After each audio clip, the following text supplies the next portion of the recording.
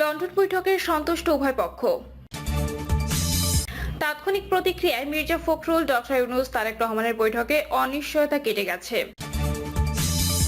Doctor Yunus জাতিকে বন্দী করে ফেলছেন, বলছেন এম.এ. আজিজ। এবং সর্বশেষ জানাবো, বাসাবাড়িতে কিয়ামত পর্যন্ত গ্যাস সংযোগ বন্ধ রাখা উচিত, বলছেন জ্বালানি উপদেষ্টা।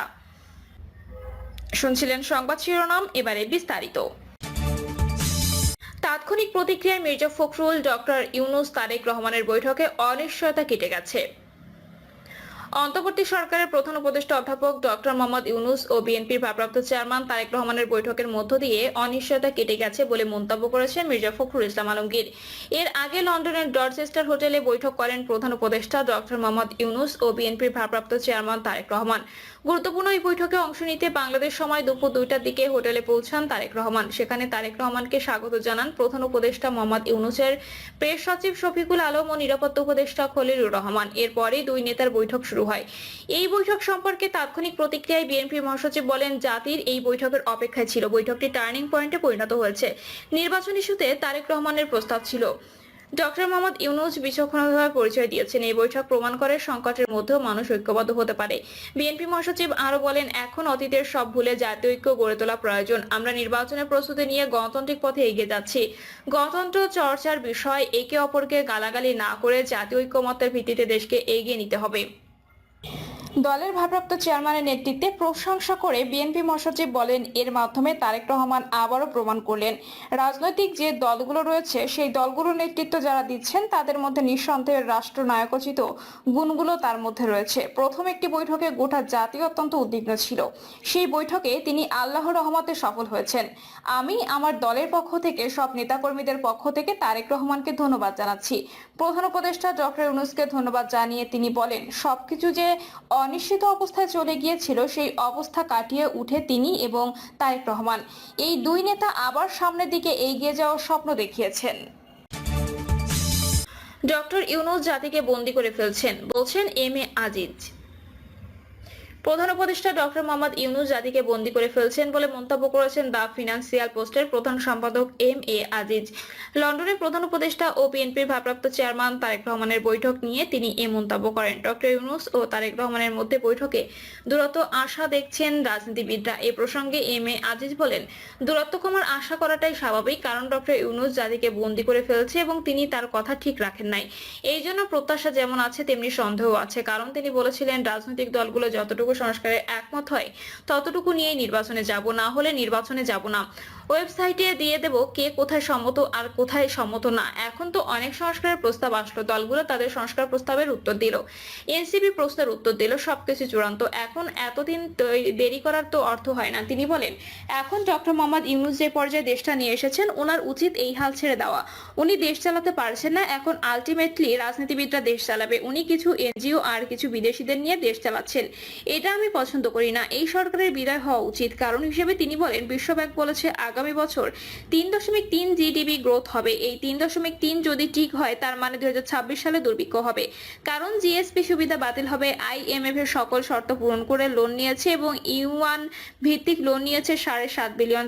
এটা হয়ে গেছে $12 বিলিয়ন। তিনি দাবি করেন, আগের সরকার এবং এই সরকারের মধ্যে কোনো পার্থক্য নেই। গত সরকারের আমলে যেসব টাকা পাচার হয়েছে সেই টাকা উদ্ধারের জন্য ডক্টর ইউনূস লন্ডনে আলোচনা করতে গেছে। হাসিনার সময় তো লাখ কোটি টাকা পাচার হয়েছে, কিন্তু ডক্টর ইউনূস তো সব ছাত্র বসিয়ে দিয়েছেন প্রত্যেকটা মিনিস্ট্রিতে। সবাই তো চুরি করছে, ওনার উপদেষ্টাদের এপিএস থেকে শুরু করে সবাই তো টাকা পয়সা কামাচ্ছে। এই টাকা উদ্ধার করবে কে? এম.এ. আজিজ দাবি করেন, ডক্টর ইউনূস বিদেশিদের দিয়ে দেশ চালাচ্ছেন। 17 জন প্রবাসী ওনাকে সাহায্য করছে। 9 জন উপদেষ্টা আছে সরাসরি বিদেশি নাগরিক। ডক্টর ইউনূস নিজেও আমেরিকার নাগরিক। আমরা কি দেশ স্বাধীন করেছি বিদেশিদের দেশ চালানোর জন্য? তিনি দাবি করেন, এখন দেশটা এমন জায়গায় আছে, এখন যদি ছেড়েও দেয়, নির্বাচন হওয়ার পরে যে সরকার ক্ষমতায় আসবে তাদের জন্য কঠিন সমস্যা হবে। 2026 সালে আপনি দেখবেন যে দেশে দুর্ভিক্ষ দেখা দিবে, অর্থনৈতিক অবস্থা একদম বিপর্যয়, ব্যাংকের রিজার্ভ তো একই আছে, 20 নড়চড় হচ্ছে না। দেশের অর্থনৈতিক অবস্থা, আইন শৃঙ্খলা পরিস্থিতি, প্রশাসন, কোনো কিছুতে সরকারের নিয়ন্ত্রণ নেই। বাসাবাড়িতে কিয়ামত পর্যন্ত গ্যাস সংযোগ বন্ধ রাখা উচিত, বলছেন জ্বালানি উপদেষ্টা। বাসাবাড়িতে নতুন করে গ্যাস সংযোগ দেওয়া কেয়ামত পর্যন্ত বন্ধ রাখা উচিত বলে মন্তব্য করেছেন অন্তর্বর্তী সরকারের জ্বালানি উপদেষ্টা মোহাম্মদ ফাউজুল কবির খান। দুপুরে সিলেটের গোপালগঞ্জ উপজেলার দুটি গ্যাসকূপ পরিদর্শন শেষে সাংবাদিকদের প্রশ্নের জবাবে এমন মন্তব্য করেন জ্বালানি উপদেষ্টা মোহাম্মদ ফাউজুল কবির খান। তিনি বলেন, কেয়ামত পর্যন্ত অপেক্ষা করলেও আবাসিকে গ্যাস সংযোগ দেওয়ার সম্ভাবনা নাই। সুযোগ থাকলে ঢাকার সব বাড়িতে গ্যাস সংযোগ বন্ধ করে দিতাম। তিনি বলেন, গৃহস্থালিতে পাইপলাইনের গ্যাস ব্যবহার করে অপচয় করা হচ্ছে। আমার পক্ষে যদি সম্ভব হতো তাহলে ঢাকার সব বাড়িতে গ্যাস সংযোগ বন্ধ করে দিতাম। সিলেটের যেসব এলাকা থেকে গ্যাস উত্তোলন হয় সেসব এলাকার বাসিন্দারা তাদের বাসাবাড়িতে গ্যাস সংযোগ দেওয়ার জন্য দীর্ঘদিন দাবি জানিয়ে আসছেন। এ ব্যাপারে কেন উদ্যোগ নেওয়া হবে কিনা এমন প্রশ্নের জবাবে জ্বালানি উপদেষ্টা বলেন, শিল্প কারখানা যেখানে গ্যাস পাচ্ছে না সেখানে বাসাবাড়িতে গ্যাস দেওয়া অপচয়। নতুন করে আর গৃহস্থালিত গ্যাস সংযোগ দেওয়া হবে না। কিয়ামত পর্যন্ত এই সুযোগ বন্ধ রাখা উচিত। তবে যেসব এলাকায় গ্যাস উত্তোলন করা হয় সেসব এলাকায় স্বল্প মূল্যে সিলিন্ডার গ্যাস সরবরাহ করবে সরকার। ফাউজুল কবির খান বলেন, প্রতি বছর প্রায় 200 মিলিয়ন ঘনফুট গ্যাসের উৎপাদন কমছে, সেই সঙ্গে এলএনজি আমদানি বেড়েছে। এক্ষেত্রে গ্যাসের উৎপাদন বাড়িয়ে আমদানি কমানোর চেষ্টা চলছে। সিলেটের কৈলাসটিলা 7 ও সিলেট 10 গ্যাসকূপ থেকে প্রতিদিন 16 মিলিয়ন ঘনফুট গ্যাস জাতীয় গ্রিডে যুক্ত হচ্ছে। শুক্রবারও দুটি কূপ পরিদর্শন করেন বিদ্যুৎ, জ্বালানি ও খনিজ সম্পদ মন্ত্রণালয়, সড়ক পরিবহন ও সেতু মন্ত্রণালয় এবং রেলপথ মন্ত্রণালয়ের দায়িত্বে নিয়োজিত উপদেষ্টা মোহাম্মদ ফাউজুল কবির খান। এর আগে সকাল 9:30টায় তিনি উপজেলার পৌর এলাকায় কৈলাসটিলা গ্যাস ফিল্ডের 7 নম্বর কূপ এলাকা, বাপেক্সের রিক বিজয় 12 ও কৈলাসটিলা 1 নম্বর কূপে ওয়ার কভারের নিমিত্ত প্রস্তুতকৃত রিক প্যাড পরিদর্শন করেন। এরপর তিনি একই উপজেলাধীন কৈলাসটিলা এমএসটি প্ল্যান্ট পরিদর্শন করেন। প্রিয় দর্শক, এই ছিল এখনকার সর্বশেষ সংবাদ। আপডেট সব সংবাদ পেতে চ্যানেলটি সাবস্ক্রাইব করে বেল আইকনটি ক্লিক করে রাখুন। লন্ডন বৈঠকে সন্তুষ্ট উভয় পক্ষ। অন্তর্বর্তী সরকারের প্রধান উপদেষ্টা অধ্যাপক ডক্টর মোহাম্মদ ইউনূস ও বিএনপির ভারপ্রাপ্ত চেয়ারম্যান তারেক রহমানের মধ্যে বৈঠক হয়েছে। 1.5 ঘন্টার বৈঠক শেষে দুই পক্ষের প্রতিনিধিরা তাদের সন্তুষ্টির কথা জানিয়েছেন। লন্ডনে বৈঠক পরবর্তী যৌথ সংবাদ সম্মেলনে জাতীয় নিরাপত্তা উপদেষ্টা খলিলুর রহমান ও বিএনপির স্থায়ী কমিটির সদস্য আমির খসরু মাহমুদ চৌধুরী বলেছেন, বৈঠকের আলোচনায় তারা সন্তুষ্ট হয়েছে। লন্ডনের ডরচেস্টার হোটেলে বাংলাদেশ সময় দুপুর 2টায় ডক্টর ইউনূস ও তারেক রহমানের বৈঠক শুরু হয়। বাংলাদেশ সময় বিকাল 3:30টায় বৈঠকটি শেষ হয়। পরে এই হোটেলে যৌথ সংবাদ সম্মেলন হয়। সেখানে কথা বলেন খলিলুর রহমান ও আমির খসরু মাহমুদ চৌধুরী। সংবাদ সম্মেলনের শুরুতেই একটি যৌথ বিবৃতি পড়ে শোনান নিরাপত্তা উপদেষ্টা খলিলুর রহমান।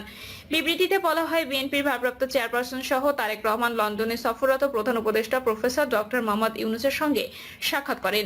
অত্যন্ত সৌহার্দ্যমূলক পরিবেশে তাদের বৈঠক অনুষ্ঠিত হয়। বিবৃতিতে বলা হয়, তারেক রহমান প্রধান উপদেষ্টার কাছে আগামী বছরের রমজানের আগে নির্বাচন আয়োজনের জন্য প্রস্তাব করেন। দলের চেয়ারপারসন বেগম খালেদা জিয়াও মনে করেন ওই সময় নির্বাচন অনুষ্ঠিত হলে ভালো হয়।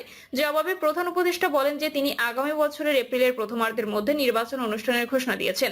সব প্রস্তুতি সম্পন্ন করা গেলে 2026 সালের রমজান শুরু হওয়ার আগ সপ্তাহ নির্বাচন আয়োজন করা যেতে পারে। সেক্ষেত্রে সেই সময়ের মধ্যে সংস্কার ও বিচারের বিষয়ে পর্যাপ্ত অগ্রগতি অর্জন করা প্রয়োজন হবে।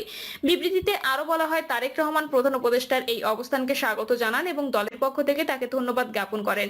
প্রধান উপদেষ্টাও তারেক রহমানকে ফলপ্রসূ আলোচনার জন্য ধন্যবাদ জানান।